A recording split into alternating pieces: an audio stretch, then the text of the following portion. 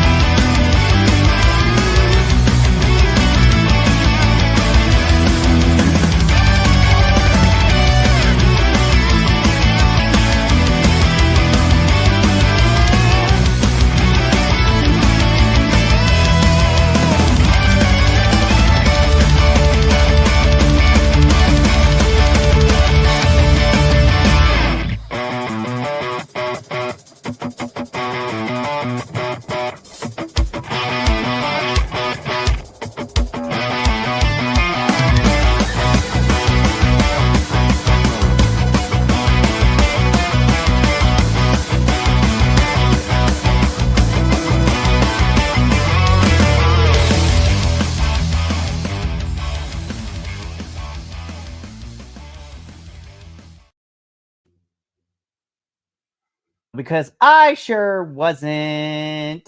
I don't know what's going on with technology tonight, but it's not really working in my favor right now. But buenas noches, todos mi gente, and hello to everyone. Good evening, and welcome to another episode of Los Lobos de la Lucha, your weekly CMLL review show here at the BC WrestlePod Network Conglomeration Syndicate podcasting thing.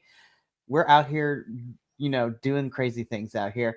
And you guys, the full squad is finally back. There were some contract negotiations. There may or may not have been some, mask versus hair matches that happened recently. But hey, you know what? We got everything together and the full panel is back. So, of course, I am Mikey El Jefe of BC WrestlePod. I run the ones and twos as well as try to keep everyone in check for the most part. But you know what? We have a good time here, so I do my best. And then, of course, joining me this evening, first and foremost, because it's been a while, but he went on his own journey. He went on to his own excursion across the world that is known as, New Jersey. But coming back to us is el puntador del segundo. Buenas, mi gente. Buenas. Good to be back. When did we get the production budget? We got movie quality intros and stuff. Although I'll tell you what, you need to get a hold of that hack the Adolfo, the nerdy Puerto Rican, so he can change the from the 91st anniversary to this 92nd because that's a thing. I mean, he 92. has been on a bit of, a hiatus, so I wasn't bugging him too much, but I'll make sure that he knows so that way he can change it cuz yeah, we got to get with the times, y'all. And then Strongly of worded course, email. yep. Strongly And then worded email. last but certainly not least, of course, sandwiched in between the two of us because that's how he likes it sometimes, is Papa Oso himself, Will. Hello, my friend. Have you here to know? Hola, hola, amigos. Ooh, Doggo's wanting all the action. And Love it. Doggo. And of course, it wouldn't be a CMLL review without our unofficial fourth co-host who has been rocking with us, well, forever at this point now, in Agent Lo-Fi, who has some words for El Punto. He's like, that Rudo is back. Good to see you too, primo. Oh my goodness. The full squad is here. Agent Lo-Fi is here. I'm so excited. We are going to get into this past week's CMLL goodness. But before we do all that, let's quickly go through, the introductions, the housekeeping, the announcements, if you will. I won't take forever though. If you like what you see here or you want to learn more, we are on YouTube, Twitch, and Kick. Whatever your preferred streaming/video consumption platform is, make sure to subscribe and follow to us on whatever you prefer. But if you want something a little bit more manageable that doesn't require you to sit through an hour or two long reviews of us talking and looking like crazy people talking about wrestling, you can follow us on the social medias at BC WrestlePod. We are pretty much on anywhere and everywhere at this point. But on the social medias, we give you previews of, all the shows that we cover here. We do report cards for the weeklies and the pay-per-views. So those are a lot of fun. And we have a really good time with that. And of course, if you wanted to take it a step further and support us financially to keep the metaphorical and sometimes physical lights on for BC WrestlePod, there are two ways you can go about doing it. Throughout the show, our little friendo, the coffee bot, will be popping in ever so often with a link to BC WrestlePod's coffee, where you can donate to us. It helps us keep the lights on. It helps us, pay for paper, which especially is going to help out this weekend for a certain TNA pay-per-view watch along that's happening. Which is going to be a great time. I'm so excited. More on that a little bit later. But if you also want to support us financially, that also gets you some really cool swag. Then check out our merch store, bcwrestlepodshop.fourthwall.com, where we literally have everything you can think of. We have review merch of all of our teams, both here in the stateside and international brands. We have, of course, our specialty limited edition collections, which includes our fall collection, our Latino Heritage Month collection, and just in time for the Spoopy Month, we have two Halloween collections. One to an ode to the art form of Grindhouse. And of course, for something a little bit more lighthearted and comical, you can get your scary godmother on with our Monster Mash inspired t-shirt. But all of that can be found at bcwrestlepodshop.fourthwall.com. Link in the description of this video below. Or if you're feeling fancy, you can click on the link that is in the chat right now. What you can explore while we go through the show. Alrighty, now that I got out of the way, gentlemen, mi gente, let's get into it because we have a very fun week to review. Yeah, but most importantly, Amazonas month. Yes, we gotta talk about that. We got the people need to know. It is October, and CMLL does something in October that, dare I say, no other promotion does, and they dedicate the entire month to women's wrestling, the Amazonas of CMLL. And I thought this first appearance is spectacular for the month. I thought the women brought it. It was great. And also really quick, it's just so great to see like the ring decked out in the pink. The talent coming out in support with the ribbons on and everything. So yeah, there we go. Yeah, it's really exciting, and this is all to set up to the one of the events we are looking forward to the most, which is happening at the end of October, which is the Amazona Grand Prix. We are getting once again Team Mexico versus Team International. And the ladies from both Mexico and the other international brands stepping into Arena Mexico is going to be amazing. I'm so excited. And there's so many fun people. We kind of brought this up when we got those announcements, but yeah, it's going to be a lot of fun. But and Yep, go also ahead. at the towards the end of the month, we're going to be getting a new a new women's universal champion. Mhm. Hefe, if you could just put the graphic up one more time, For reals. just All just right. to pour one out for La Reina. Pour one out. You know, Is she pour one out? It's Los not like personas. she's gone.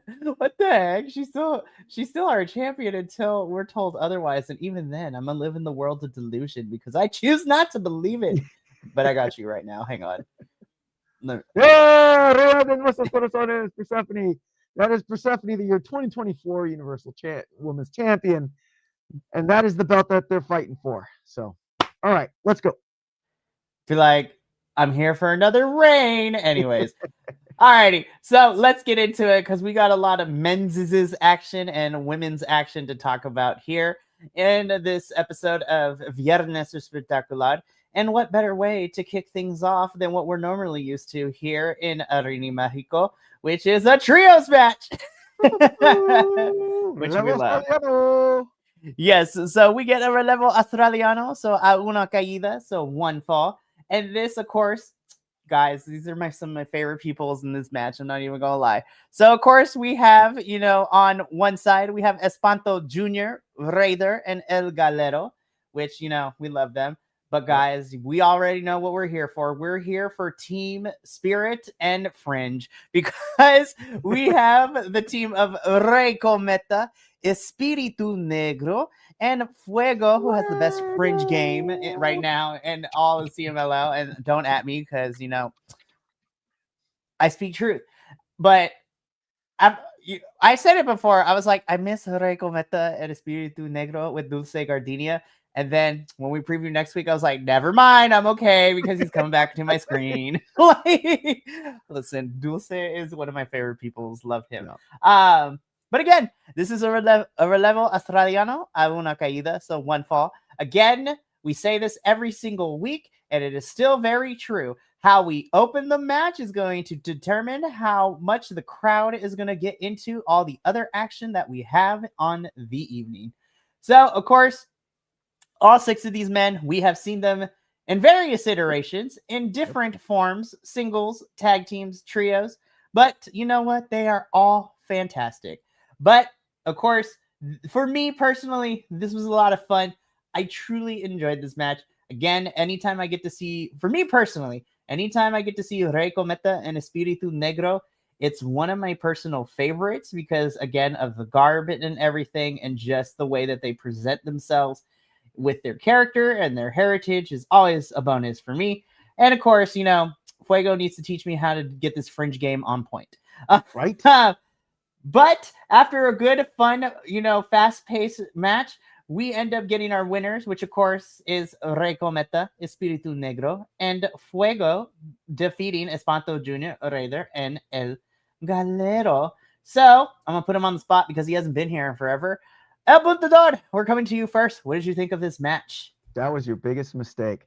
All right. Oh, no. So for our new viewers out there that might not know, in Lucha Libre, one big difference, dare I say, from your North American wrestling is that you have a more defined good guy, bad guy side. So in this match, so the good guys are known as técnicos, the bad guys are known as rudos.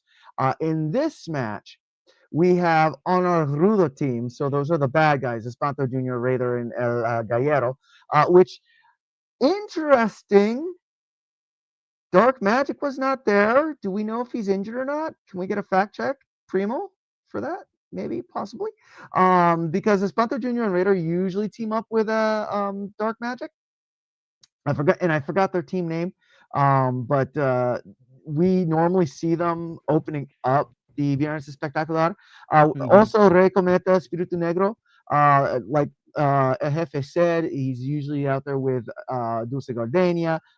They are the team known as Los Trapasueños. But we had Fuego stepping in for Dulce in this match. These three have met each other numerous times before, but like I feel they know how to get the party started. Just a lot of energy, a lot of really fun spots. You had great flying from your técnicos. Fuego, man, I love the sustained level of hip gyration that he has throughout the entirety of the match. It's just so good. And Espanto Jr., Raider, and El Gallero, big, beefy hunks of meat that are out there just tossing people around. Really fun match, really great beginner. It was good to see the Technicals get that win.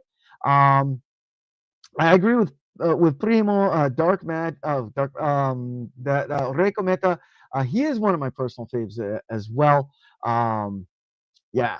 But well, and I feel Los Trapas Sueños and Fuego, even though they are underrated, I feel like they know they know that they're like called on to like get that party started. And I know I said that already, but like, that's what they did. They got the party started, and it set the tone for the night. So 100%. Well, Papa Oso, before we come to you though, Agent Lo-Fi coming in with, the news update, if you will. Dark Magic is fine, just in the doghouse with CMLL at the moment. Talked about some things online he shouldn't have, and then to add to that, and possibly an incident outside the ring. And yikes, that's a big yikes. That's a yikes for me, dog. Yeah. Be like, ooh. Anyways, all right, back on track though. So, Papa Oso, same question to you. What did you think of our opening match between these six? Loved it. It was great. It was the best of both worlds. I thought we had the folks that were grounded in like Espanto and them, and then our lovely spirited folks on the other side doing all the high flying and all. And, they all kind of did it, but it was really neat to see the sort of juxtaposition in these two teams. Yeah. And sorry, I'm using big words, but I really did like it. I liked it a lot. It was fun, and Espanto Jr. is he's yummy. Yes, and we haven't seen him in a while. He's kind of been in and out a lot, has he not? At least, and we kind of said this over the last like 2 months or so, or the last month and a half or so. You and me, Papa, had this conversation where a lot of the normal stays of the people that we normally see have been kind of in and out, and everyone's kind of been swapping places across the 3 shows that we get, which is crazy. And then, of course, we got people who are out. But I will say, though, even though it was just in the Pokemon one-off, we're gearing up for our Soberano Jr. return, and I need my Clowny boy back. Love me some Soberano. Love him. Fantastic. Yeah. But we also are dealing with people who got injuries. Like, of course, Flip Gordon is out because, he decided to break a leg in the middle of the match. I was like, Flip, what are we doing, Flip? How dare he? I thought he was made of rubber. God. Flip, how dare you? No, but yeah, I feel like CMLL has kind of been switching folks around to the different venues to see what we're doing. Coming in with hot Agent Lo-Fi. So Espanto Jr. looks way cooler than his skill set. He's not the safest guy. Raider, on the other hand, extremely underrated. Oops. Absolutely. Absolutely. I totally agree with that. Totally. He's just nice to look at. You would let him hold you in his arms tonight. Yeah. Absolutely. All the time. As long as he wears the trilby, that's the hat that he has. Kinky. Anyways. So again, Rey Cometa, Espíritu Negro, and Fuego do win the opening bout. Crowd was into it. I was into it, and I was looking forward to the rest of the evening. So this leads us into our next match. If the internet wants to work with me, Come on, slideshows. Yeah. Ah! Best match. Just kidding. No, honestly, when I see all 6 of these women, I'm just like, especially our rudas, I'm like, step on me at any time. Anyway, this was this was a lot of meat and a lot of hard hits, and I was here for it. But in El Relevo Australiano, the Amazonas match, so same kind of rule set, but now with the Amazonas division. And this one for a dos de tres caídas, so 2 out of 3 falls. On one side, you have our Capitana La Jarochita, and she is teaming up with Skadi and Tabitha.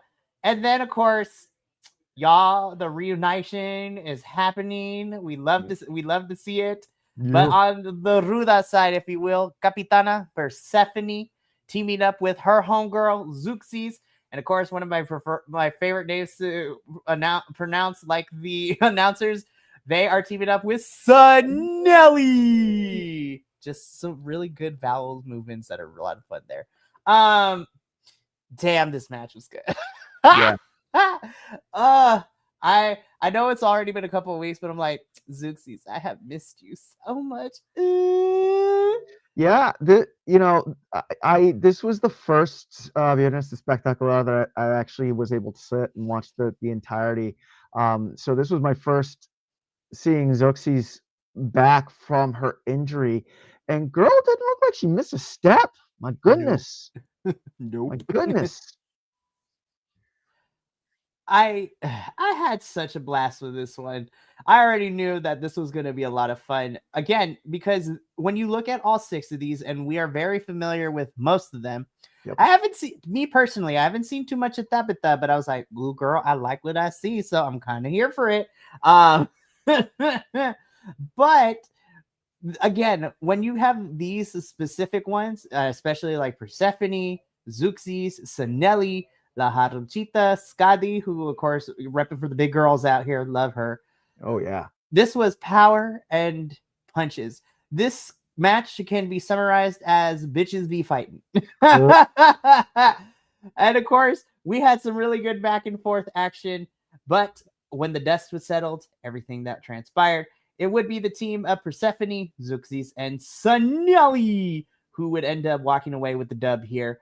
Papa Oso, switching things up, we come to you as the proponent of women's wrestling in general, but specifically for our Amazonas division.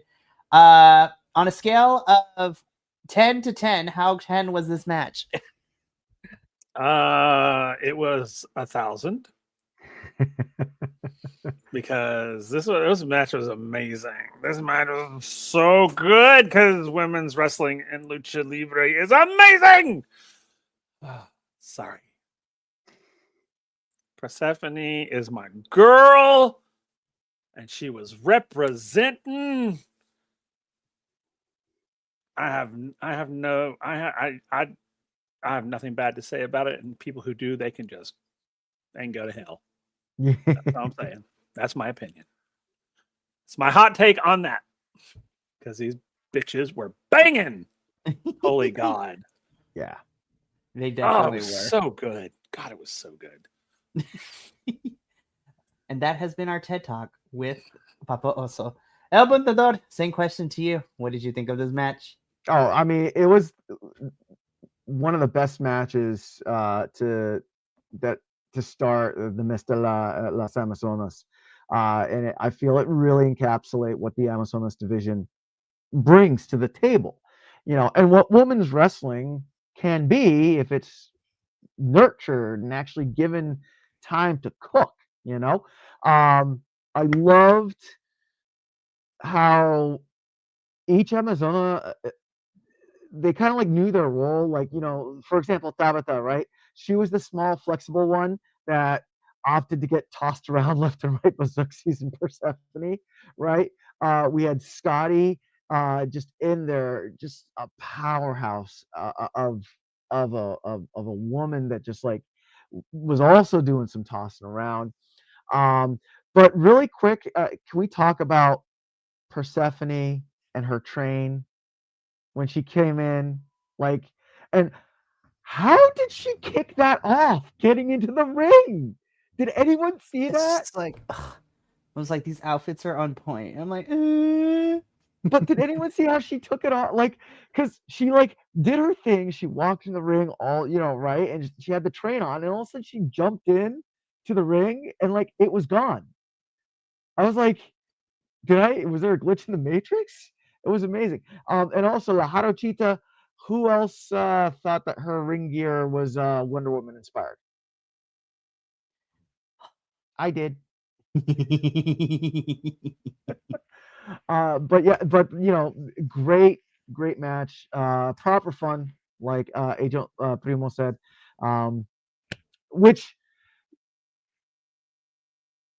you come to expect from at least these five. Jefe, like you said, Tabitha, I mean, she's newer for us, so we haven't really seen the type of work that she does, but yeah, they brought it. It was good. It was a lot of fun. Oh, there was one spot where Haruchita gave Persephone a kick to the face when Persephone she was down on the mat in the corner, and out of nowhere Haruchita just like introduced her foot to Persephone's face, and I was like, oh, ow, that looked like that hurt. Be like, hi face, meet curb stomp. I was just like, somebody check on that jawline. Make sure no teeth are broken. Oh my goodness. But again, and welcome back, Dungeon Mistress Erica. Yes. Thank you for sticking through the commercials. Ooh, yes. Thank you for sticking with us through the commercials. Agent Lo-Fi coming in to give us a little bit of info of Tabitha. Tabitha is still pretty new, still inconsistent, but when she's on, she has some cool spots. And honestly, I'm kind of here for it. I'm here to see wrestlers like up their game, learn, get some more experience, do some amazing stuff. And yeah, I love this. This was a lot of fun, and I 100% agree. This was definitely a really good way to start us off for October and Amazonas month here in CMLL, because we always get the bet. Not to say any the other Amazonas matches throughout the year aren't good, but I was like, we know that we're about to be amazed with the Amazonas division, especially since we're gearing up for the Grand Prix, which we're going to talk about at the very end, because I want to remind everyone how stacked this Grand Prix is going to be. I'm just putting it out there. I still want to know where Persephone's train went. Moving on. Magic. Anyways, moving on though. Before we get into our next match, we do get a little bit of information. Okumura, our lovable Japanese grandfather here of CMLL and MLW fame, he gets a thank you from like the Japanese commissioner with the relationships in Mexico, and I was just like crying. I was like, yeah. He's been in doing this trade thing with Japan and Mexico. He's 30 years. It's crazy. 30 years. It's crazy out here, man. Wow. Man, and he still looks so good. He still looks so good. And he can still go, as we have seen both here in Arena Mexico and on the state side too. Can I also, like, most non-Spanish speakers, when they go down to CMLL, they might do the bare minimum. How about not only the representatives from Japan, but Okamura busting out the full Spanish and like speaking so good. It was good. Listen, mark it down. He's my wrestler of 2025. I love to see it. Listen, I'm not even gonna lie, you guys. 2025 has surprised me of like how much like people actually are doing the work to speak full Spanish, especially if Spanish is not their native language. I mean, we had Okumura here busting out the full Spanish, which we love. Listen, I know when it comes to white people, sometimes I gotta be like looking at you sideways. But Hangman Adam Page will always forever be invited to the quince, to the baptism, to everything. Busting out the full gringo Spanish, not even looking at a card or a teleprompter. Man has worked with the farmers here in the States and in Mexico, and I was just like, Grand Slam Mexico is a magical time, and Hangman is like, he is the white man homie that he's invited always to the quince. I'm just putting it out there. Yep. Yes, I love this. I was thinking this too. Agent of Fight, Okumura straight up has a Mexican accent compared to the other Japan rep. He's been there decades at this point, which what? I think Okumura has done well. I mean, again, he's been at this for 20, 30 years at this point. So he has fully, it's not even just doing it just because it's part of the job. He has fully immersed himself, and he's speaking fluent Spanish that puts some native Spanish speakers to shame. I'm not even going to lie. Like, but this was a lovely moment, which leads us into seeing Okumura in action with a couple of other folks, though, because this match was crazy. Of course, as always, in a relevo australiano, a dos de tres caídas. On the one side, we have the team of Atlantis Senior, Atlantis Junior, and Papa Oso's baby daddy, Templario, who is a triple champion, which is crazy, taking on one of our favorite teams with 3 individuals that we love from their respective factions. Of course, we have, Raise the Roof for Ultimo Guerrero. Our favorite, zombie, Defunto. I see those toenails and fingernails painted for the culture. And then, of course, as we just previously mentioned, our Japanese, elder statesman of CMLL, Okumura. I just had a great time with this. Like, oh yeah, 50% youngins, kind of 50% people have been here. Again, with between Ultimo, Atlantis Senior, and Okumura, you add them together, we probably have a century's worth of in-ring experience in this match. Because Atlantis is 40, Okumura is 30. So that right there, 40, 60, 70. And then Ultimo Guerrero, he's another forever good, 30. So yeah, you're almost a century. No, and honestly, Agent Lo-Fi kind of stole what I was going to say too in a different way. This was not just a wrestling match. This was not just lucha libre. This was what true professionalism in the business looks like between all 6 of these individuals. Yep. I had such a blast with this one. Again, because it mixed your experience with the newer generation. And oh my God, I had to... At this point, by the end of this, I was like, oh my God, this is only the 3rd match. I think this is my favorite match of the night. And then that would continue to change as we kept going on with the night. I'm like, but that's how good CMLL is. This is crazy. No, exactly, Agent Lo-Fi. Like, we've only been doing this for like a year at this point and covering it for like a year and a half at this point. And I am never disappointed with CMLL because this is quality wrestling that we get into. Like, it's so good. I need more people to be on CMLL. And honestly, I think I'm slowly converting people to be watching it too. But again, this was such a blast. This, of course, is 2 out of 3 falls, so Relevo Australiano. This was a lot of fun. Ultimately, dust settled. Atlantis Jr., and Templario would end up winning over Ultimo Guerrero, Defunto, and Okumura. But hot damn, what a quality match. And dare I say, again, at this point of the match, I was just like, guys, this is my favorite match. And then we still got like a couple more to go, so this is going to be crazy. El Buntador, I come to you first. What did you think of this match? Yeah, it was, I mean, Primo took the words right out of my mouth. It was a really professional match. This is the match that, a quintessential, técnico rudo match that if you're like, oh, you've never seen CMLL Lucha Libre? Watch this, right? You had a lot of great high flying, especially on, who would think Defunto, with all the high flying he does, that no body parts come off of him? I mean, that's a well animated corpse, I'm telling you. But you had some great high flying spots between him, between Atlantis, Atlantis Jr. and Ultimo Guerrero, your elder statesman, putting on the clinics.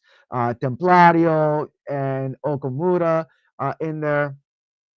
It was really good. It was really good.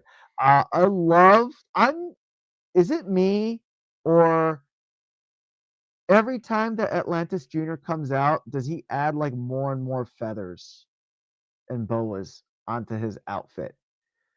Because I feel like what's the mathematical term when things multiply?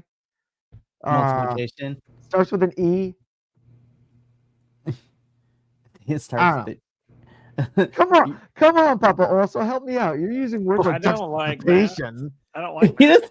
I was like, I'm the math person, and I'm like, exponentially growing. Exponentially Or, exponential growth. Like, I mean, Thank you, exponential. Thank you, Dungeon Mistress. Yeah, it seems like his feather boa output has grown exponentially since I've last seen him.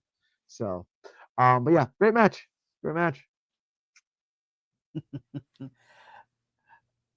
Oh wait, really quick, can I be the wrestling internet community for a second? Sure, why not? Templario is a belt collector. Why is he collecting so many belts? Shut up. It's like, shut up. Yeah. You know what I have to say? When you can get in the ring and do what he does, then you can say something. Otherwise, shut your mouth. Right? All right, I'm done. Sorry, I'm done. I love it. Anyways, listen, you do not come between. You do not say anything bad about Papa Oso's baby daddy here. Speaking of which, Papa Oso, your baby daddy was in action in this match. What did you think? Oh my God, was he ever? You know, it's so difficult for me to watch these matches when he's involved because I just watch him. No, I'm just kidding. No, this is great. And you said exactly what I was going to say, El Butur, is the fact that if you're going to show somebody what Lucha Libre is, show them this match. Like full on. This is like chef's kiss. Yeah. I mean, couldn't have the stars could not have aligned better. And it was just like, wow, this is like this is like training video. I mean, it's like, let's film this and go, hey, you're interested in Lucha Libre? Here, we got a video for you to watch. Yep. Just let them watch because, man, it was so good. It was so good. It was tears in my eyes. It was so good. God, it was so good. Oh my goodness! Mario was fucking hot. And there it is. There it is. We're gonna clip this and put it on a t-shirt. Seriously, God, he's so hot. I'm loving that hood ensemble that he's been coming out with lately. That like hood tunic. Mm-hmm. I've been liking his green accents. Yeah, definitely. And again, appearance-wise, I love the change too, but I also been loving the more like aggressiveness that we've been getting from Templario. I mean, we literally just saw it at Aniversario a couple weeks ago at this point. It's just like him and Titan were playing like no games in the Copa Independencia final. They were playing no games. They're like, nah, we gotta win this thing. Hefe, correct me if I'm wrong, but we got to give flowers to Ultimo Guerrero, who did double duty on Friday down in Mexico, and then on Saturday up in Los Angeles for MLW. Yeah, a couple of these guys pulled double duty. Ultimo did. Was up in in the show. Templario, he didn't wrestle, but he was there. Yeah, Templario would be wrestling later, which we're probably going to see him at Symphony of Horrors later this month. But he was there defending his new MLW championship. Místico was there. Volador Jr., also who'd been kind of looking hot recently, was there as he is now growing the facial hair. And it's just like, ooh, Dark Universe. Here we go. Anyways, there's a lot of CMLL representation. We're going to talk about that in Noticias because I like those matches, but we're going to talk about, which leads into the Grand Prix, because we had one of the members of Team World defend her championship at Slaughterhouse, and it was great.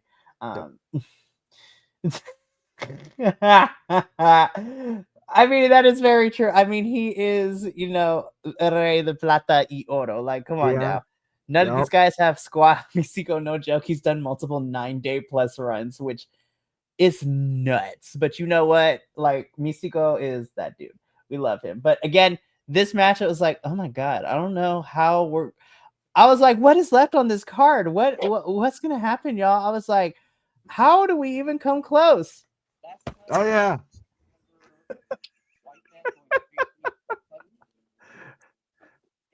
Bandito, This come here. match, Bandito, this come here. match to me, again, this is my own personal. You take it for what you want. This match to me fits my Rocky fight montage criteria. I mean, to a T. Even with Bandito getting his arm like jacked up and and then like going Hey, through, like not to jump the shark on this, but it was good. It told a story. It told such a great story. This match, man, so good. Go ahead. Sorry, Hefe. Sure. No, literally, my expression when I change to the card is just like, Bandito, come here real quick. We gotta have a quick chat. Like, you need to stop putting on bangers because, like, I already have you as my favorite wrestler as 2025 already, and that's probably not going to change. I'm not even gonna lie, y'all. Yeah, him But- and Takeshita, they need to relax. Like, between you and Takeshita, I need you two to just stop having bangers. Like, actually, no, keep having bangers because then I can prove that you're. Bandito's had such a great year. Like, Yeah. like him and Takeshita, like, oh my God. No, but okay, but let's talk about this though, Angelo 5, because listen, I love Bandito with all my little heart, and I think he's had a great 2025, and he's my favorite wrestler. However, we also have to talk about and give flowers to Echiseto because the fact that he was so over in this match, but people still love Bandito is also amazing because Echiseto is also him.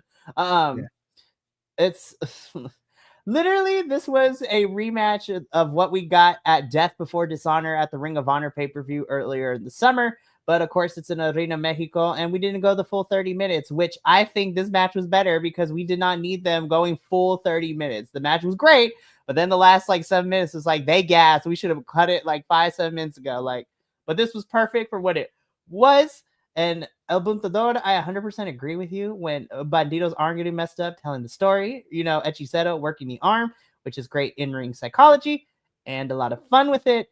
Also, they're both fucking hot. Anyways, and yes, Bandito is making the Macarena cool, and it's not just for white people no more. Anyways, I'm telling you, when Brody King does the Macarena, that is when that tag team championship run will end. Anywho, but this was for the Ring. I didn't even say for what it was. This is for the Ring of Honor World Championship. A una caída, one fall, as this is, a standard bout.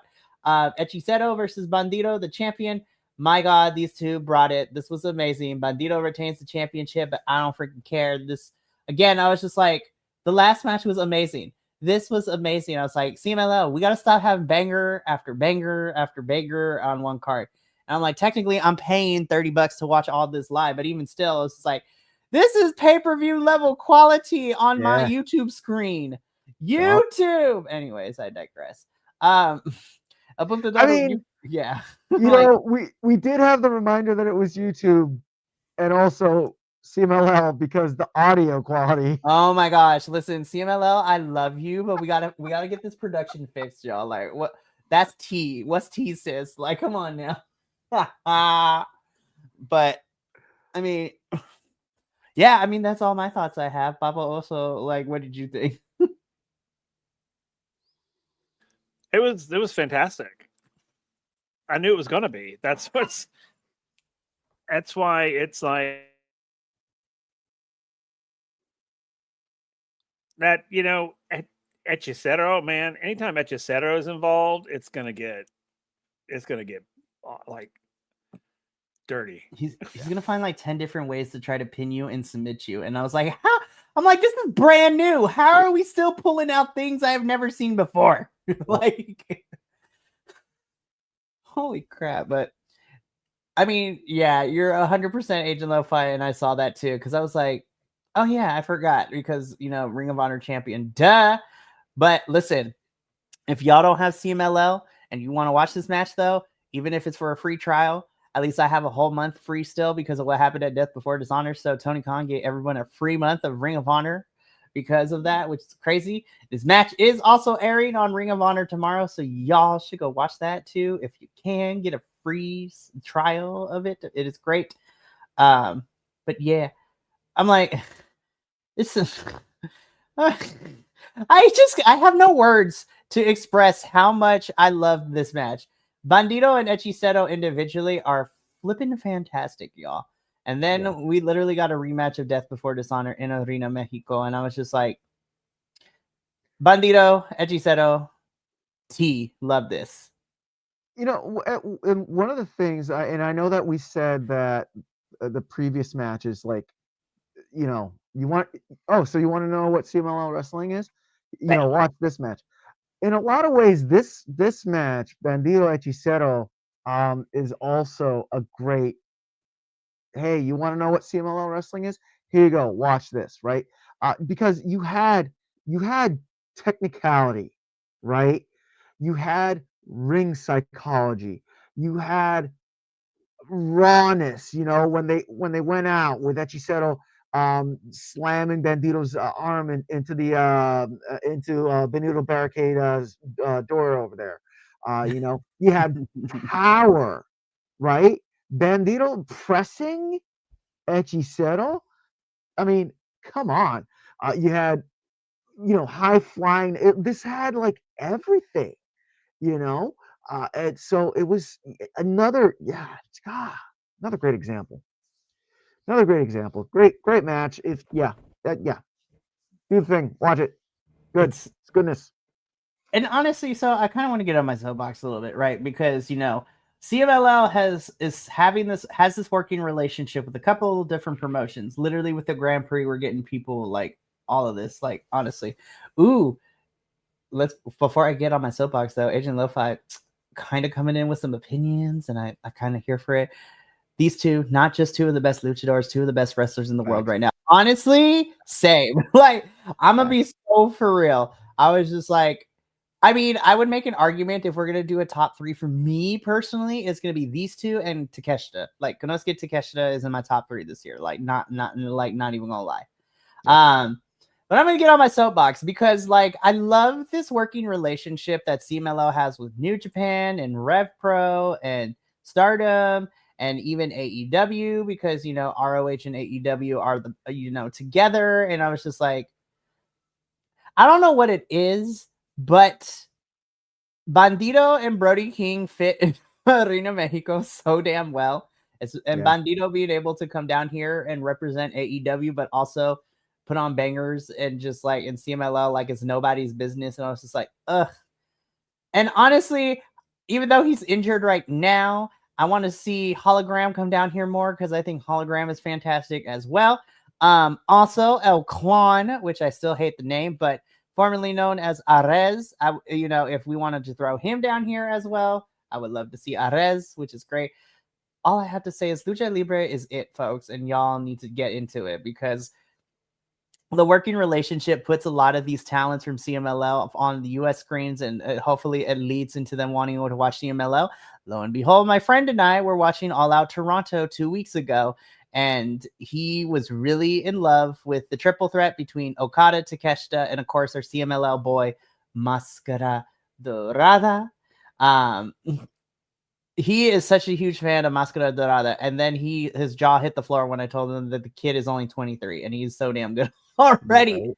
But he's like, I need to watch CMLL. I'm like, yes, welcome to the cult that is CMLL. Hope you stay here for a while because it is so good. It is so fantastic. Yeah. No, but for real, I really, really hope, because I know that promotions in Mexico are kind of crazy. I'm hoping Arez gets the okay to work in CMLL because, yes, Arez versus pretty much this whole entire roster in CMLL is a match that I want to see really badly. Because Arez is so good. So fantastic. It's so good. But again, I was just like, this match is a banger. Like, what else can you do, CMLL? We just had 2 back-to-back bangers. I was just like, There is no way what you have for me next is going to, take that off the top spot. Wait. But yes, what's up? I just want to touch on tres cosas really quick about this match. Number one, going back to how Hechicero was over, I felt at the beginning the crowd was very 50-50, but like as the match went on, it definitely felt like the crowd swayed more towards Hechicero, which was very interesting. Very interesting. Number two, the only, dare I say, nitpick about this is how do you set up Bandito to lose the ROH championship now when he quite literally pinned one of the best wrestlers in the world, one-armed in essence, yeah, I see some people kind of that might like bring that up. Like I can see it happen, but that's just my like one nitpick. And also numero tres, why haven't we discussed about Bandito's walking in ring gear? Why has that not been brought up? Because I would cry every single time we talk about it. That's why. Like, oh my god, it's so beautiful. That was some armor. I'll be honest. I was like, I like it. I have no idea what we're going for here. I was like, what in the Common Rider is this? Like, what? Right. I will. And Bandito has gone on record too. He is such a nerd underneath that mask. Like, he loves comic books. He loves like Sentai shows. I was just like, one of us. Yeah. So, and I mean, hey, you know what? Agent Lo-Fi comes up with some very valid points. Now with Bandito, he's now quote unquote hurt now and not 100%. He can lose and doesn't need the belt, in my opinion, which is very true. Sure. Because whoever wins it be like, oh, you didn't beat Bandito at his 100% because he is quote unquote injured, but not really. But yeah, again, I was just like, CMLL, what can you possibly have? There is no way what's going to happen next is going to like dethrone this, because I was like, oh no, this is probably my favorite match. I was like, all right, last match, let's see what you got. I'm like in my head, I was like, oh, there's no way that's going to top my favorite match. I was wrong once again. Of course, it was gonna. It was Amazonas. Of course, you knew they were gonna break it. Come on now. God, I was just like, remind me I should never doubt the women wrestlers. Like in the years that I've been watching wrestling, y'all know that the women's division carries in any promotion, and I will hear no other argument about that. But yeah, we basically got a Cybernetico here. This is the first phase for the Campeonato Universal de Amazonas, so the CMLL the Amazonas Universal Championship for us English speakers. And literally, this is a Cybernetico elimination match to see who would make it to the finals at the Grand Prix, possibly, to, try to become the new champion. And in phase one, of course, the 6 talents that were vying for that position include La Catalina, who we also love dearly. Again, her outfit looking like an Espeon at the Pokemon collaboration show was hella cute and adorable. Nice. Please go watch that. Sylveon, sorry, not Espeon. Sylveon. There's so many evolutions. I believe there's going to be a new one. You know what? I wouldn't be surprised. But La Catalina, India. We'll be finding out in 10 days. Yeah. Go ahead. Sorry. It's okay. So the 6 Amazonas in the phase one include La Catalina, India, Sui, Olympia, Lluvia, Princesa Suhuit, and of course, Loving the Mask in Miss Candela. I was like, ooh, hell yes. But yeah, let's just fast forward to the ending, because I was not right. I was surprised, but I was pleasantly surprised. This match ruled. Yeah. It would be a hard act to follow, but they made it work. I was very surprised with India getting the win. I'm not gonna lie to you guys. Yeah. But then again, after watching her beat the bricks off her opponent at Night of Champions, I'm like, oh girl, yes ma'am. I was like, oh girl. listen. I mean, we talked about it last week when we did the review, but El Puntador, I was not prepared for how hard India beat the bricks on her opponent. I was like, dang! Literally, it's the Friday meme. Damn! Yup. This match was awesome, though. We're far enough into it. I fucking love it. So I was like, holy shit, man. Oh, man. This was such a blast. I had a good time, and I was just like, oh my gosh, we're preparing ourselves for this. Well, not just the Grand Prix, because the final show is going to be nothing but Amazonas on the card. And I'm just like, let's go, sis. Right. This was so much fun. India is moving on to the finals. And I was just like, oh my gosh, this is going to be great. I'm actually going to go with you first, El Butador, because I want Papa Oso to close us out with this one. But what did you go for it? All right. So, number one, I am totally digging this Candela repackage that she has, the whole brujeria thing. Yeah, that mask that she had I loved it. The with the skull theming. Yeah, right. And then like the whole like trench coat with the where the world's coming San Diego hat going. It was good. It was good. Number one. Number two, did La Catalina? No, I haven't, and I know that she's been on ROH TV and whatnot. Did she get a new theme song recently? And by recently, I mean like in the past few months. That's a good Because I question. don't remember her theme song being her name like that. No, I don't think so. I think it's been a recent change, I believe. Okay. All right, cool. And then number 3, Olympia, Megan Bain. Oh my god. My body's not ready for the true literally. Megan Bain is a true Amazon. They both need to come out. They both need to come out with that because I mean, Olympia had the headdress going. They both need to come out with the headdress. They don't even need to wrestle. They just have a pose off. For reals. The aura in that match would be like anime levels of like, I'm not ready for this, but I kind of am here for it.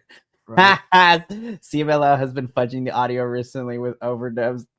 And you know what? Because we're on YouTube, that is fair. They're trying to avoid copyright stuff, I think. And honestly, same, because that is the bane of everyone's existence on any platform, especially YouTube. We're trying to avoid copyright strikes. It's a lot like when we watch NJPW. And like certain wrestlers, when they come on, they completely just cut the audio because of copyright. It's crazy.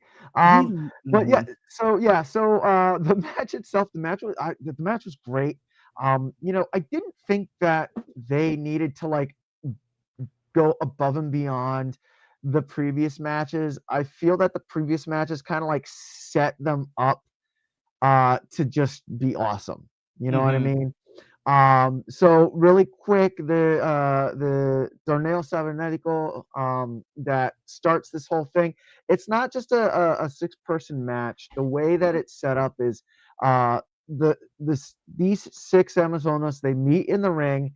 The first 3 that get tossed out are Team B, and then you have Team A versus Team B, and it's constant Amazonas, constant luchadors coming into the ring. And so you never really have like, so everyone wrestles everyone else, and it was a lot of fun, really interesting, and I'm actually excited that India Sui did come out with the win on this one. Because to be fair, I thought it was going to be La Catalina again, because I feel like the last 3 years, the last 2 years, it's been La Catalina, and she has like gotten to the finals but has lost. So it was good that India Sui got it. I'm done.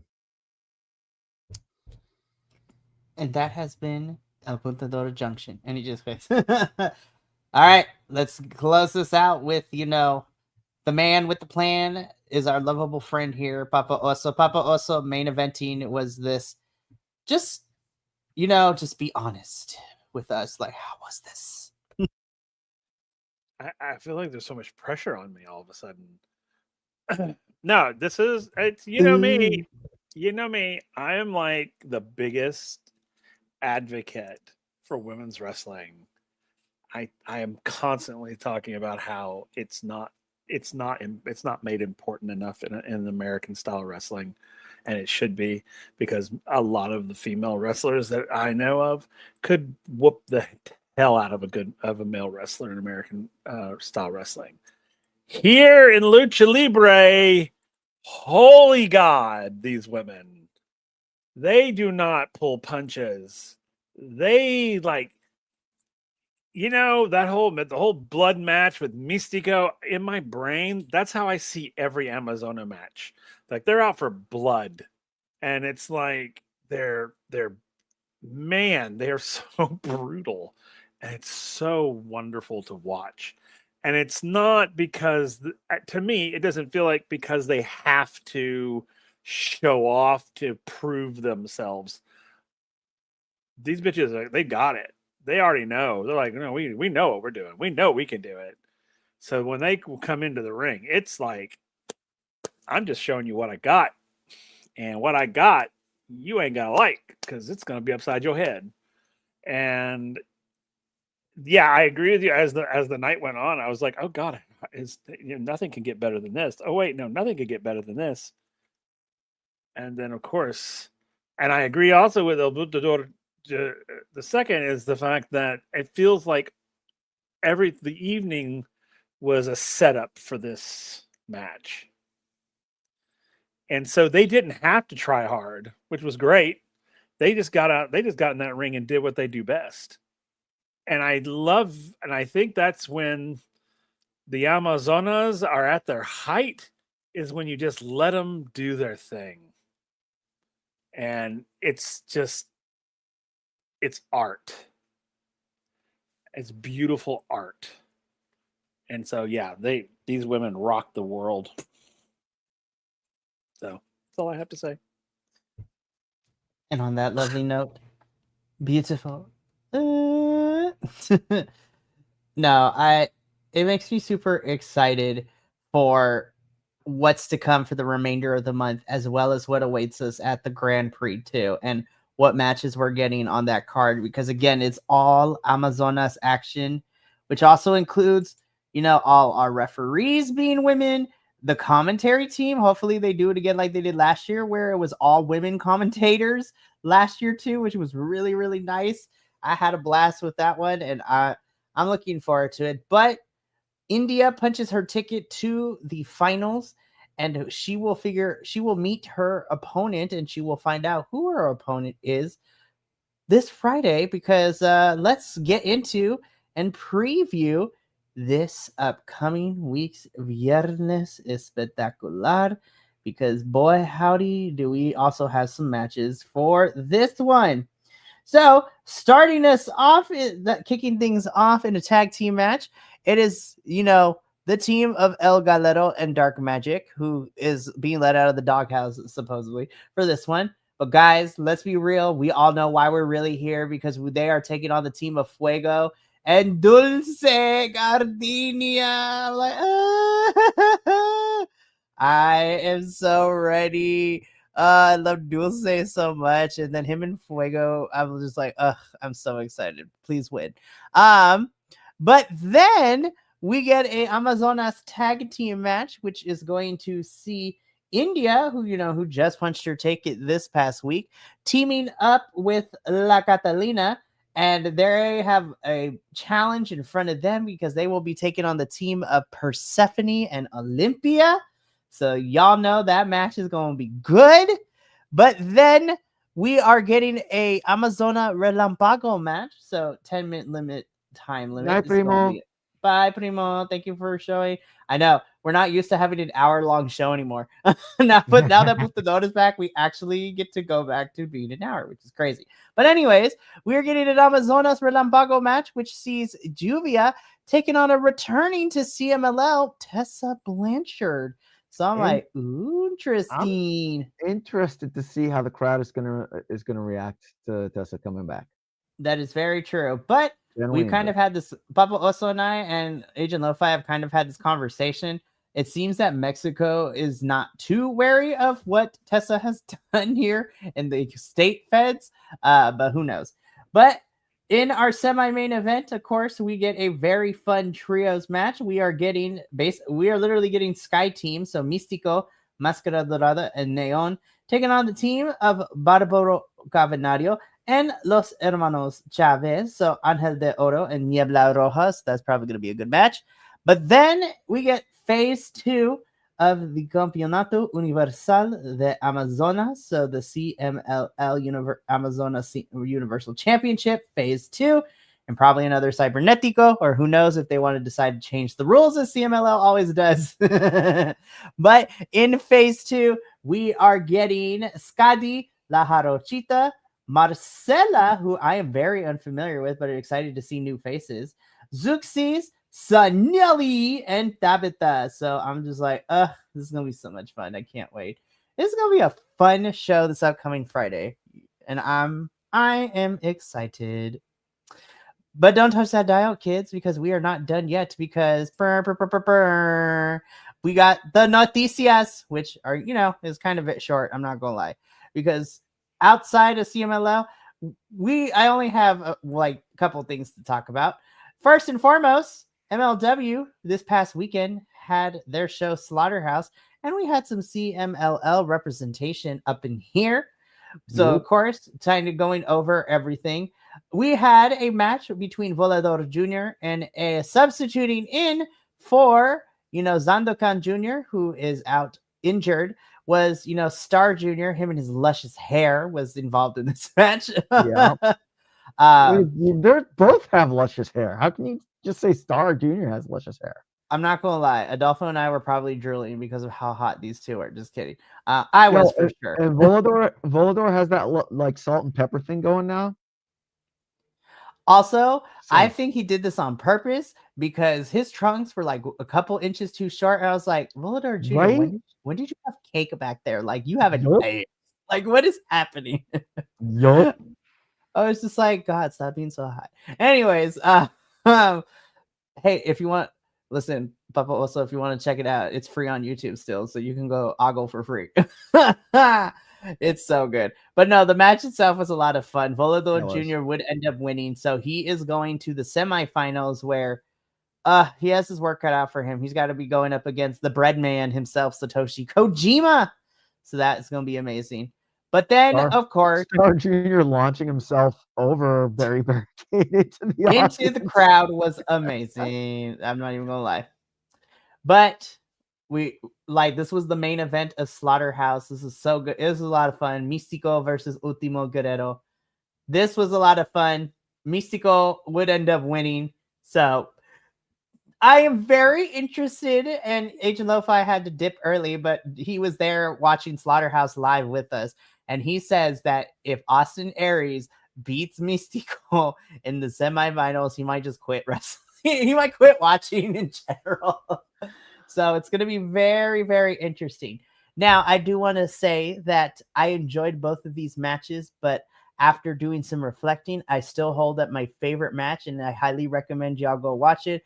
My favorite match of the entire card still probably has to be our MLW Women's Featherweight Championship match between, our champion, the biggest kaiju, Yushoko Nakajima versus, Mori. I was just like, that match was awesome. And I was just like, it had everything. Yeah. And speaking of which, I'm going to get to Shoko in a little bit because she is involved in the Grand Prix for a little bit. So we're going to talk about her for a little bit. But I also want to tell folks that there was also some extra tapings at Slaughterhouse, which is probably going to be part of Symphony of Horrors later this month, in which our new MLW National Openweight Champion, Blue Panther, would be defending his title against Atlantis Senior and Rugido. So that should be a lot of fun. But then we are also getting, our newly minted after defeating the Lucha Hunter himself, Ikuru Kwan. Our MLW World Middleweight Champion, Templario, will defend his title against Virus, which I'm very excited to see about too. That's kinda Also, cool. Yeah. I mean, this render right here, we can also say because we're far in Templario is fucking hot. Anyways, be like, so that's good. But folks, I want to remind you, yes, we have the Grand Prix coming up at the end of the month, but in 2 weeks, because your boy has Rev Pro on the system. We are getting Fantastica Mania UK. So I'm still trying to find the details if the shows are going to be aired, and if so, where. But CMLL and Rev Pro UK are going to have crossover shows in 2 weeks, and I am excited. It's going to be fun, and I'm going to see if we can possibly cover it because I'm excited to see what happens with all of that good stuff. If not, then I'll just mention it in noticias of what matches you should watch. But yeah. Alrighty. So, I mean, that's pretty much technically all I have for noticias, so to speak. Because, yeah, a pretty short week for CMLL going outside of all the things. So that was a lot of fun. But I want to remind folks that, yes, we have the Women's Grand Prix coming up relatively soon. And I am so excited. Now, these were just announced 2 weeks ago, but I want to remind you now that we are in season that we have the full lineup for Team Mexico versus Team World for the Amazonas Grand Prix. So again, representing Team Mexico, so our CMLL girls, it's going to be Persephone, La Catalina, Lluvia, La Jarochita, India Sui, Olympia, Skadi, Reina Isis, and Zuxis, and talk about a fucking powerhouse of a team right there. Holy hell. Right. But then you look at the other side, and I feel like the Team World is like, nah, we gotta stack all the Joshi girls on one team, and that's exactly what happened. Because I'm gonna be completely honest, Persephone is probably gonna captain Team Mexico, which I love, rightfully so. But then captaining Team World to me, of course, is Miss Mina Shirakawa of AEW. So everybody wants Mina. So Mina is the team captain, but she will be joined by Progress Wrestling and Rev Pro UK Women Extraordinaire Kanji. Love her. Fantastic. Representing ROH is Diamantes. I'm very excited to see her, to see how she does, because it's been a hot minute since we've seen her. Representing MLW and TJP, our biggest kaiju, Shoko Nakajima, will also be here. And I'm like, oh my God, this is a dream come true. I'm so excited. Representing Stardom, we get Hazuki and Koguma, which is going to be super exciting. And then, of course, representing AEW, we get the full Triangle of Madness. So we get all 3 members of Triangle of Madness, which includes Sky Blue, Julia Hart, and the Toxic Spider herself, Tekla. Oh my gosh, cool. I'm excited. That's so cool. And the cool thing is, we know that some of this international talent is going to be down in Mexico early, so we'll probably start seeing them popping up on a bunch of different shows. Guys, I'm excited for Shoko to be in. I'm excited for Shoko to be in Arena Mexico, because I was like, her speed is going to be so much fun to go up against like Zuxis and Persephone and just your powerhouse women. Ugh, so good. But that's going to be it for us here at Los Lobos de la Lucha. So that is the end of our review. Boys, I'm so happy that the trio is back. I've missed this so much. But we do still have some other things going on for the remainder of the week. Just 2 more things, actually. But both of them are still, hopefully, going to be a lot of fun. So why don't we take a look and see how that is all going to transpire later in this week. So we are halfway through the BC WrestlePod review week. And like I said before, we only got 2 things left on the calendar, but they are still 2 pretty big ones, especially one coming up on Sunday. So Friday evening at 7:30 p.m. Pacific, 10:30 p.m. Eastern, the TNA crew will be here to not only review the Go Home show for TNA this week, but to give our predictions for TNA's next pay-per-view happening this Sunday, which is Bound for Glory. When I tell you that some of these matches have us questioning things, but we haven't even seen one match and we're already calling it our match of the year. We are getting a tag team championship match between the Hardys and the Dudleys, which is this crazy sentence to say in 2025. But we are also getting Mike Santana, the proud Boricua himself, taking on NXT's Trick Williams for the TNA World Championship. Can Mike Santana bring the championship back home to TNA? And the short answer to that is I better fucking hope so. We are also getting Kalani Jordan defending the TNA Knockouts champion against Indy Hartwell. Love Indy so much. But guys, when I tell you this is not a hyperbole, this is a fact. The most highly anticipated match on this card is going to be the X Division Championship match, where we're literally about to witness magic. Our champion, the youngest in charge, Leon Slater, taking on Mr. Bouncy himself of NXT, Javon Evans. First of all, it's going to be amazing because they're going to go be flying all over the place.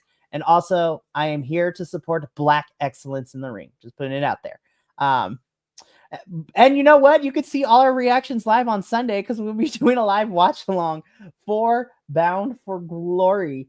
And I was just like, TNA, don't make me mad because Indigenous Peoples Day is the next day on Monday. So, you know, I'm just saying, we got to have the people of color be winning. I'm just saying. Anywho, it's going to be a fun show. Even if the pay-per-view is a hot mess and trash, I'm still going to enjoy a fun time because I get to watch it with, you know, a bunch of my favorite peeps on the planet. But that is going to be it for us here at Los Lobos de la Lucha. We got to get up on out of here because we all got things we got to take care of before we go to bed. But thank you so much for tuning in. And make sure to tune in Friday and Sunday for our TNA review and our watch along for Bound for Glory. And pop into the chat and the social medias to say hi.